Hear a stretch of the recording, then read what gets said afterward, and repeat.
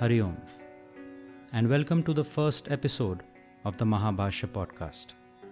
I am Arjun. Through this series of podcasts, we hope to create conversations around building health, creating harmony, and infusing happiness, the way it was conceptualized by the Rishis and Maharishis of Bharat, and base it on the world's greatest innovation on developing human capability, yoga.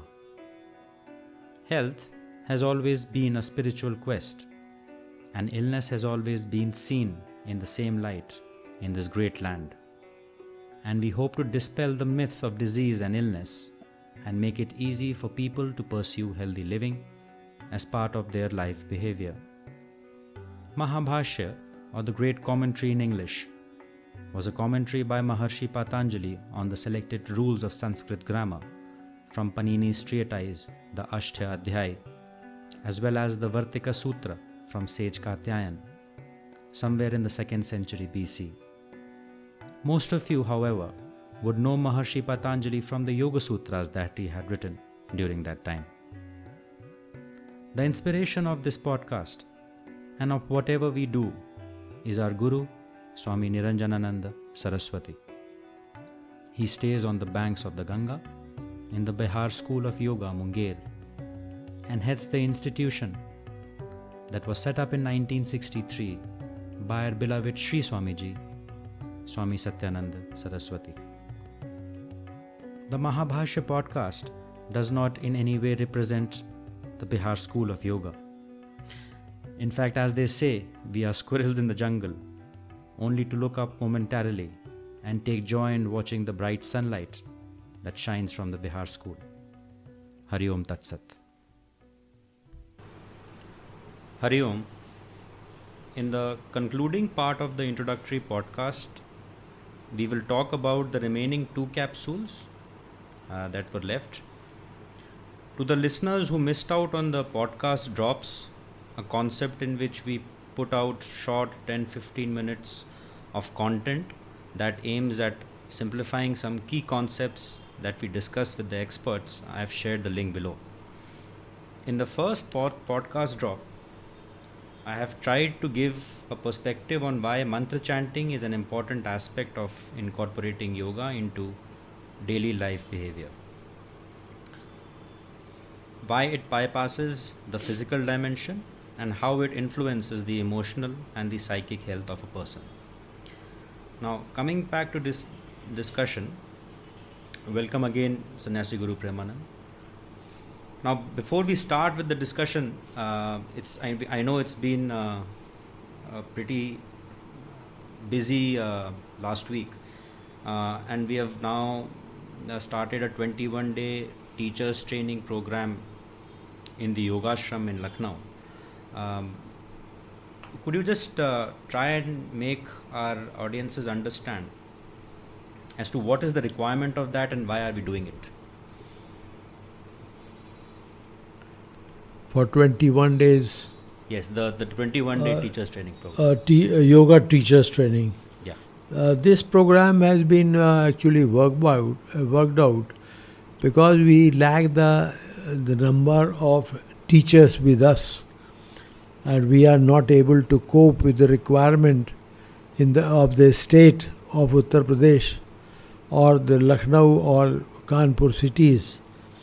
So we thought it's proper to train teachers for yoga for our requirement, because the teachers available in the market and in the I do not understand or do not teach Satyananda yoga techniques, because Satyananda yoga techniques are completely different from the other yoga techniques which are taught, Right.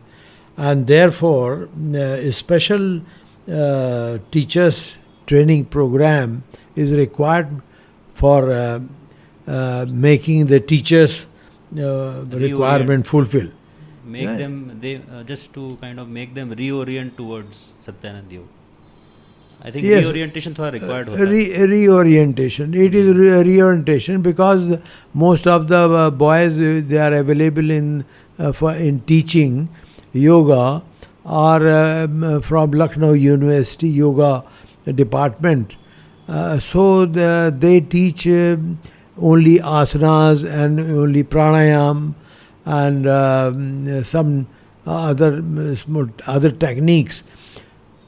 Which are not sufficient for, you see, the cope with the requirement of the masses in the society, because different kind of people they need, you see, the yoga is needed for a lifestyle and for changes in their behavior, and the present the teachers cannot fulfill this requirement, and therefore it is felt that we should reorient, of course, reorient the attitude of the teachers and the techniques of teaching by them. It's a pretty intense session, Sanyasi ji. So we have been part of it. It's a 2-hour long session every day, and it is quite interesting to understand that some of them say that it's a new way of understanding yoga. Yeah, of course. Yoga taught by Bihar Yoga is a completely different way of teaching because you see, the understanding of yoga normally is that it is only the asanas or pranayam which is sufficient. That is not actually sufficient. Yeah. We start with mantra technique, Yes. mantra technique, and then we go for asana and pranayam, and then we go for relaxation techniques like yoga nidra or concentration techniques for Ajapa jap or antarmon practices. Sure. So these are a specialist way of teaching, and for them, the training we are providing here is of course extensive. They have to be molded in a different way. Yes. Now coming to the remaining 2 capsules that we left to discuss the last time. What was the 4th capsule that you practice every day? We talked about the first 3, which was mantra chanting in the morning as we get up, followed by some basic asanas, and then pranayam practices for balancing of the nervous and the pranic system. Swami Niranjananand tells us that the 4th capsule is for relaxation, because we have done mantra and then we have done asana and then pranayam, but relaxation capsule is composed of yoga nidra technique. Yoga nidra is actually the timing, correct timing for yoga nidra and yoga nap is in the afternoon for the most of the people. But for the professionals, they are free from their work at say 6 o'clock or 7 o'clock. Their timing may be slightly different. They may do it at 7 o'clock when they return home. But relaxation, yoga nidra, for normal people, then when they take their meals at 1 o'clock or 2 o'clock, and after 3 hours, it is around 5 o'clock, they can do relaxation techniques. But why is relaxation so important in Satyanand Yoga? And I keep hearing about this in the Satyanand Yoga culture, about the immense importance given to relaxation practices before we try and attempt to do anything with either meditation or concentration. Relaxation is required, you see. First reason is that it is the stress which is common people they live with, and therefore to control this stress and manage this stress, relaxation techniques are very important. Once you are relaxed, relaxation means human mind works in three levels. One is conscious level, when you are actually interacting with the world, and second is the subconscious level, when you are at a relaxed stage, and third is the unconscious state, and that is when you are completely relaxed. So these are the three stages normally people work. Sleep comes in the unconscious state or in the Sleep comes in two types of sleep is there. Right. One is it starts with the subconscious level, and that is goes to unconscious level. So deep sleep is unconscious level. In that state, you don't you see blink, and you don't make any movement, and you don't remember what happening there at that time to you or anybody. And when you are at subconscious state, then mind is active, and you know what you are doing. That is the difference. You know you are doing, but you are conscious. You are not conscious of that. You are what you are doing, but your mind is completely relaxed, and at that particular time, if suggestion is there, any suggestion is given to the mind, is accepted by it, and then it works according to that direction, and that is why sankalpa is important for yoga nidra, because during this period, any instructions given to the mind is taken by the mind, and it works according to that, and it then works for fulfillment of the requirement of that sankalpa. Right. That is why it is said. So Yoga Nidra has a dual purpose: A of first relaxing the body and mind and psyche, and also fulfilling the sankalp that we take while performing the Yoga Nidra. Yes, of course, because at when you are in relaxed state, first you have to make the relaxed state. So relaxation is the first part of Yoga Nidra. Sure. Once you are relaxed, and then you suggest. You do not suggest your mind Before relaxing. before that. Sure. You only suggest when you are relaxed, and then your mind is at the subconscious state. Right. And so is you see mantra when you get up early in the morning. What happens? That when you get up, you from unconscious state you come to subconscious state, then conscious state. So when you are at subconscious state, you are supposed to do mantras, Right. so that mantra is effective, affects your mind, affects your being. So that's the same feedback that comes at the Yoga Nidra level. Yeah. Premanand, now we talked about the importance of relaxation and Yoga Nidra and why it is important. Yoga Nidra comes in the under the category of Pratyahara. What after Pratyahara? After Pratyahara comes, you see, the Ajapa Jap concentration. Concentration it comes, and you see, Ajapa Jap as well as Antarmaun, both are Pratyahara practices. Okay. But when it goes further, it becomes dharana. Right. So, Ajapa Jap and Pratyahara, the dharana practice. Third is also there, concentration. That is only practice which is done directly for concentration, and that is tratak.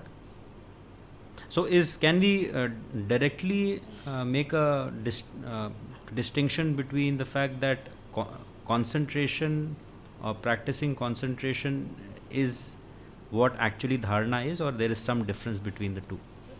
The concentration is dharana. Okay, right. And I notice in all of this, we have entered the fifth capsule. You did not utter a word about meditation. No, meditation is no practice. Because the reason I am asking this is because meditation gets referred to a lot these days in societies, and a lot of people who probably are not aware of this field of yogic sciences indicate that they practice meditation every day, to the extent that the biggest technology app in the US in the field of health and wellness today is, I think, Mindspace or something like that. I'm forgetting the name, but and they claim that they make people practice transcendental meditation. So transcendental meditation is different. Right. That and what they do actually is they play a music. That is and you listen to the music. That and you is the stage of meditation, and but you see, that is no practice of meditation. You can say dhyana.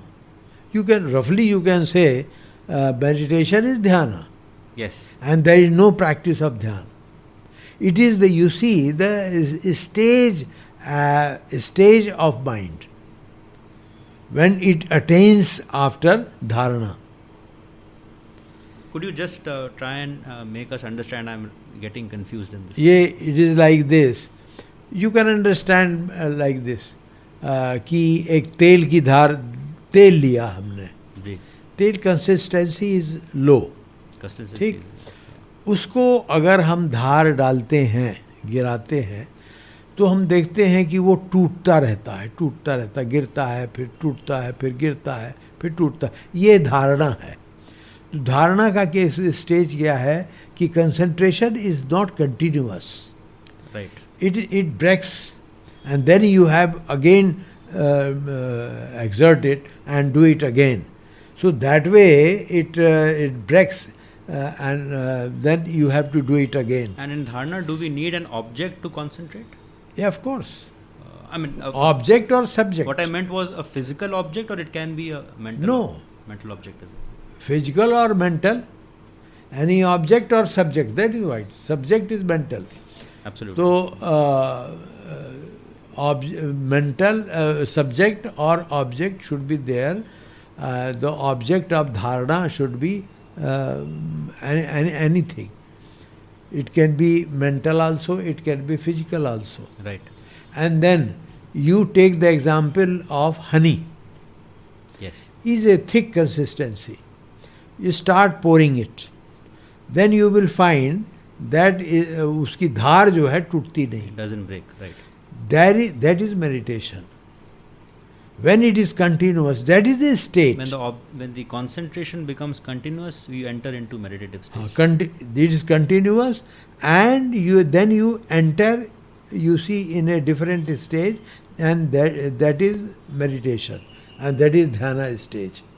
At dhyana stage, it is continuous. Right. Only two conditions are there in dhyana. Dhyana is first thing, that you should know that you are doing. That you should know that you are doing dhyana. Dhyana, right. Second, you must also know dhyana doing on what.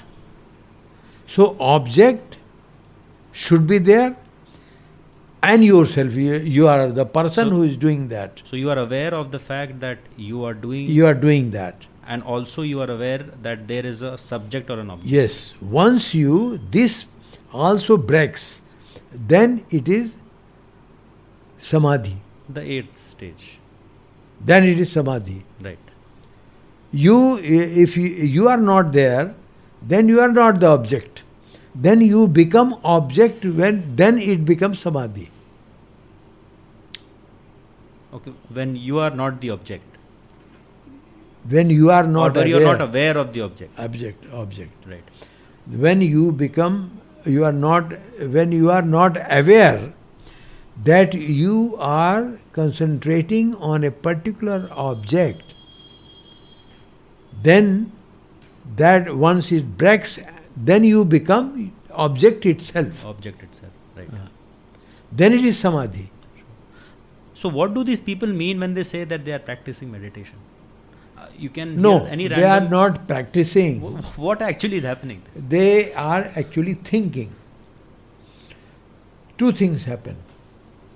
When your mind is relaxed, then what happens? You sleep. Yes. And once you sleep, you don't know what you are doing.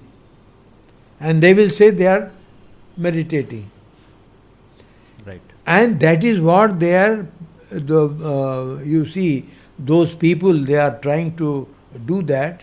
They might understand or might not understand. But they are doing this. Sure. Making a great business. Right. No, this is very instructive because it was necessary for us to understand a difference. One thing is and relaxation. So you are actually saying that they are actually under relaxation, or probably in Pratyahara stage, and they feel that they are in meditation. They are relaxation, Pratyahara stage. And they think that they are because in only Pratyahara you practice, and they are trying to practice. Right. Once they sleep, then that is not even Pratyahara. Right. That is sleeping. That is sleeping. Yes. Most of the time they sleep. That one day somebody came to me and he said he was practicing Pratyahara.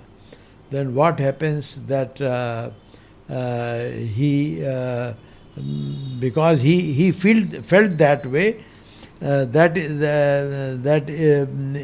if you see, he was not able. He slept.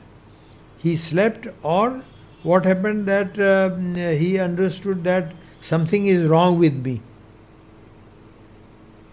He was not understanding what he was doing. He was doing Pratyahara, but he was not aware what is the outcome of it. Some people also say that they are, within inverted commas, when they say that they are in meditation, they say that they see some strange geometrical shapes or some images that they cannot define. What are actually these? This is actually is it imagination? Imagination. Or there is something... No, this is imagination. Purely imagination. Pure imagination, because in meditation, you only see two things. You understand what you are doing, and you are seeing what you are seeing. You are concentrating. There is no third.